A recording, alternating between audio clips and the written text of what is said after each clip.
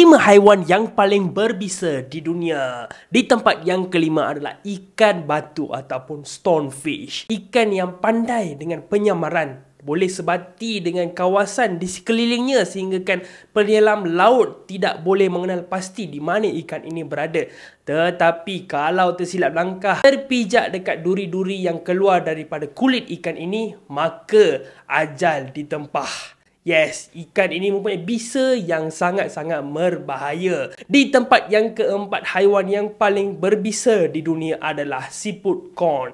Yes, corn snail. Biasanya terdapat di kawasan di bawah batu-batuan di dalam laut. Siput ini mempunyai organ seakan-akan tombak yang selalu keluar daripada mulut siput tersebut. Ini akan menusuk mangsa siput ini. Selepas itu, mangsa siput ini akan terjadi paralisis. Ianya juga boleh membawa kepada masalah kegagalan jantung. Jadi, manusia pun selalu menampah maut apabila terjumpa ataupun terkena tombak daripada siput corn ini. Di tempat yang ketiga, haiwan yang paling berbisa di dunia adalah laba-laba Sydney Tunnel Web. Laba-laba ini merupakan laba-laba yang paling berbisa di dunia. Laba-laba ini juga mempunyai bisa yang sangat kuat sehingga boleh menyebabkan kegagalan jantung. Apa yang peliknya, bisa laba-laba ini hanya berkesan kepada haiwan primate dan juga manusia.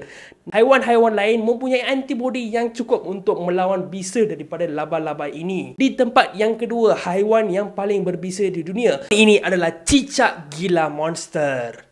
Walaupun haiwan ini tidak membawa maut, tapi bisanya boleh mengakibatkan cedera yang sangat serius. Ada yang mengatakan bisa daripada haiwan ini boleh menyebabkan keperitan sakit yang amat-amat pedih. Bisa ini dikatakan terasa seakan-akan lava yang mengalir di dalam kulit korang. Teruk betul. Di tempat yang pertama, ini adalah haiwan yang paling berbisa di serata dunia. Ini adalah sejenis obor-obor. Obor-obor box merupakan obor-obor yang paling ditakuti oleh penyelam-penyelam laut. Kerana obor-obor ini boleh menyebabkan maut dan juga sakit yang tidak terhingga. Terkena sengatan obor-obor ini sekali, jantung anda akan berhenti berdengup. Yes, ini adalah haiwan yang paling berbisa di dunia. Kalau korang suka video seperti ini, jangan lupa follow saya, Octoman Fazil, dan jumpa lagi dengan video yang seterusnya.